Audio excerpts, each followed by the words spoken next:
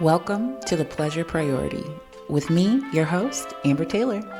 This is the podcast focused on putting you first because let's be real, sis, settling just ain't it. So every episode, we're exploring your relationships, aka the ways in which you relate to everything around you so that you can improve your quality of life. Whether it's your relationship with yourself, your family, your friends, a partner, your job, or even how you relate to money, time, your body, whatever. We're diving deep into how you can curate your relationships to get the most joy and fulfillment from life without compromise. So, to my friends ready to prioritize your pleasure and never settle again, you're in the right place. Let's get into it. Hello, and welcome back to the Pleasure Priority Podcast. I'm super excited to be back with y'all this week, so let's just dive in. Our topic this week is revolving around something that people say often, but I've been hearing it more and more, or seeing it more and more in the aftermath of election results. And we really need to stop telling people the whole "that's family" line, because that's played out. People have a right not to talk to whoever they don't want to talk to, especially people who have caused them harm, regardless of relation or blood or title. We really need to stop telling people who they need to get along with, who they need to forgive, and that they need to just play their role. It is so incredibly damaging and it needs to stop. Everyone does not deserve our second and third and fourth and so on chances, especially when they've proven time and time again that's who they are and that's who they're going to be. When they prove that they don't have the capacity to care for us in the way that we need, love us in the way that we need, support us in the way that we need, we don't need to tolerate it. We really don't. And it's one thing having to deal with it as a kid, but we're grown now. We're not dependent on them anymore. We don't need them to survive. So we need to stop telling people that we need to keep others in our life just because. Again. And let's be real, y'all. Let's be really, really real. Everybody knows that monsters exist. Everybody knows that there are some really messed up people in this world. Like, everybody knows that there's some people who just do some really messed up things. And that's where the movies come from. That's where the books come from. That's where all these stories come from. And then you have people saying, "Oh my God, I don't know how I could live like that. Oh my God, who is really like that?" There are people out here like that, and some of us are related to them. So stop telling us that we have to just eat it, or we have to get over it, or we have to forgive just to have a relationship with a mother, father, sister, brother, grandmother, grandfather, whoever. No, you didn't need it, but you have it. Here is my permission to let you know that you don't have to tolerate difficult people in your life. You really just don't have to. It's okay if you want to. It's okay if you don't, but you don't have to. And this is kind of perfect timing because the email that I sent to my list this week, but I got a question back and I thought it'd be great to put into this episode and share my thoughts live. So this is gold. How do I differentiate between complex relationships that I need to grow and learn from, as opposed to me not interacting because of ego, unwillingness to face reality, or just avoiding life? All right, so this is kind of a complex question, so I'm going to break it down piece by piece and let you know what I think about each piece, especially because I'm coming into this without too much context. First off, how do I differentiate between complex relationships? So there's this underlying belief that we have that the only way that we can grow is through the concrete. Like, a complex relationship is what teaches us patience, is what teaches us kindness, maturity, whatever. But we don't need to be in complex situations to grow, because we know that complex is also usually keyword for traumatic, abusive, unfair, oppressive. And likely just the complex part is there's layers to this, there's history to this, there's expectations to this. So my first piece of advice is to call a spade and just really acknowledge what's going on here, no matter who it's coming from. Like, if it was a random person and a random person, would you tolerate that behavior? Would you tell somebody else that you loved to tolerate that behavior? Just start there. Start there, and then tell me, is the relationship actually complex, or the weight of it that is? Then this question is also juxtaposing two things, like two sides. One side being it's a complex relationship that you have to learn and grow from, which I just explained. And then the other side of it is that you're not interacting in the relationship, or choosing to take a step back or completely cut off the relationship because of ego, unwillingness to face reality, or just avoiding life. And I'll just attack this piece by piece. So, piece one, not interacting because of ego. Now, I feel like ego gets a bad rap, but everything has a yin and yang, a positive and a negative, if you will, that makes up the whole. So, a good definition that I like of ego from Anita Moorjani, who is the author of Sensitive is the New Strong, The Power of Empaths in an Increasingly Harsh World, which she says, a healthy ego protects and fortifies you. It's also important to note that there's a difference between having an ego and being egocentric.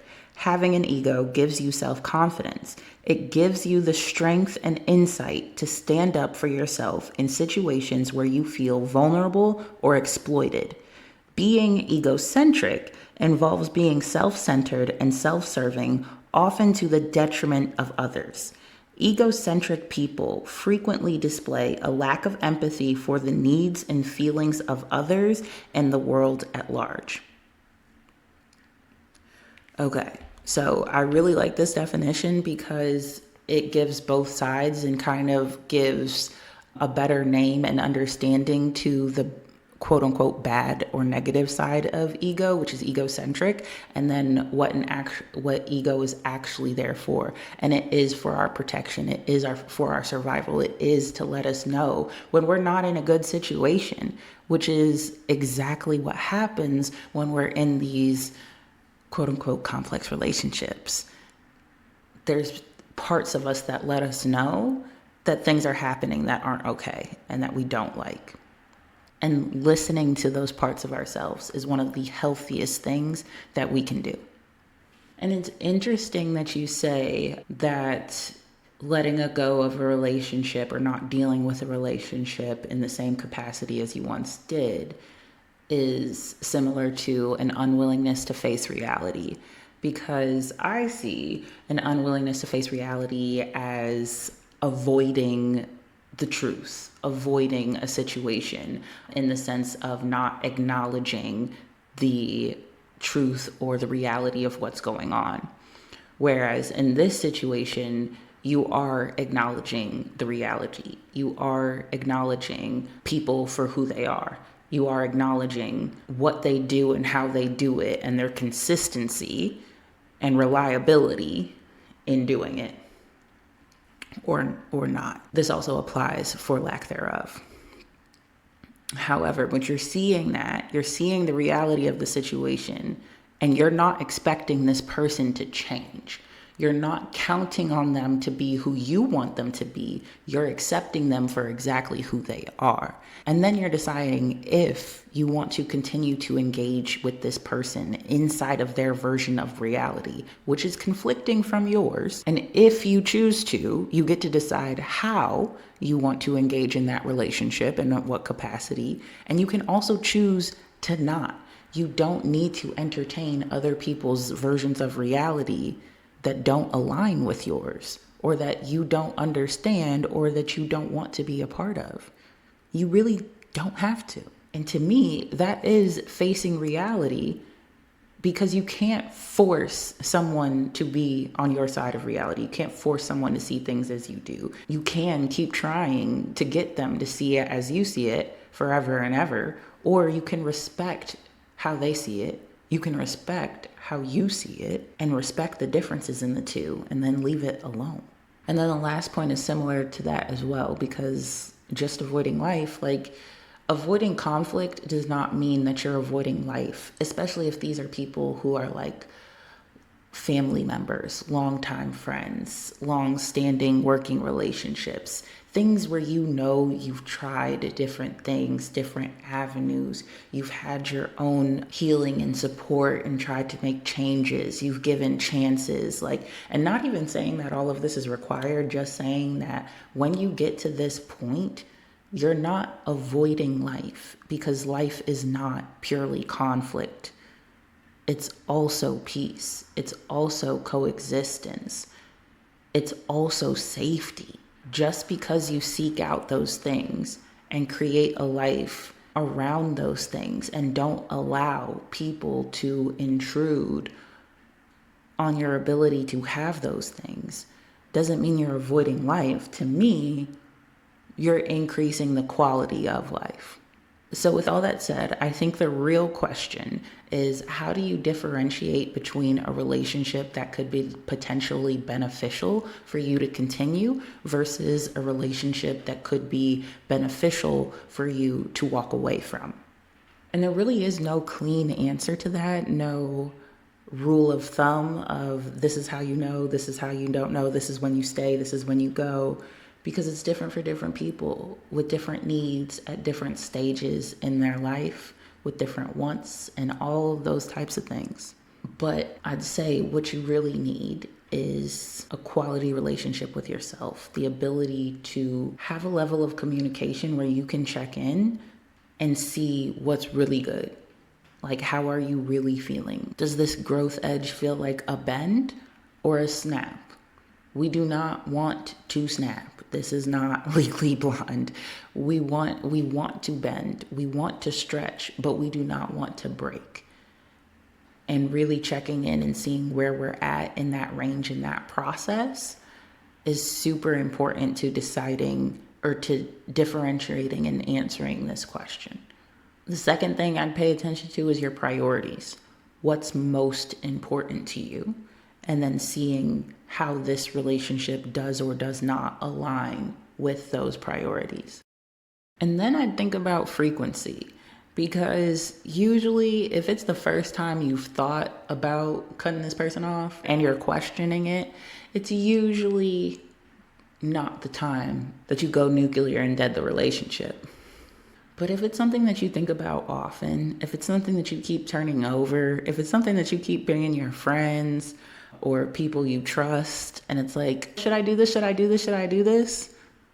It's probably time. You've probably had enough evidence. So another good question to ask is, are you actually scared of not having this person in your life anymore? Or are you scared of the change that it will bring? And if it's the latter, it's time to let it go. So my friends, I want to remind you that you are allowed to create a world where all of your relationships, again, that's not just romantic, platonic, familial, including chosen family, working with yourself, with your body, with money, with the environment, with literally everything, you can build a secure attachment. And what does that mean? A secure attachment is a bond where someone can feel safe, supported, and connected. It's where we feel comfortable in our relationships, where we have a willingness to rely on others, where we believe that we are loved and valued. Again, every relationship that you have can feel like this. And it's my mission to help you get there. Because imagine the world where you could just count on folks, where you could count on community, where you really felt nurtured and supported and you had everything you needed. You were satiated in every way. Who would you be? What would you create? I want to find out. So hit me up if you want to too. And also hit me up if you're already on this journey and you just want to share the process with me, because I would love to learn and hear more. But anywho, that's what I have for you this week, and I'll see you next time. All right, friends, and as always, stay pleased. Thanks for joining me for this episode of The Pleasure Priority. I hope that when you see things can be better, you're inspired to do better. Because remember, you deserve nothing less than an abundance of joy, fulfillment, and all the peaceful good vibes. If you love this episode, don't forget to subscribe, leave a review, and share it with your friends. Oh, and hey, make sure you're on my email list for more tips, laughs, story times, community, and all things pleasure. So until next time, keep living life on your terms, because settling is for the birds. All right, stay pleased, my friends. I'll see you soon.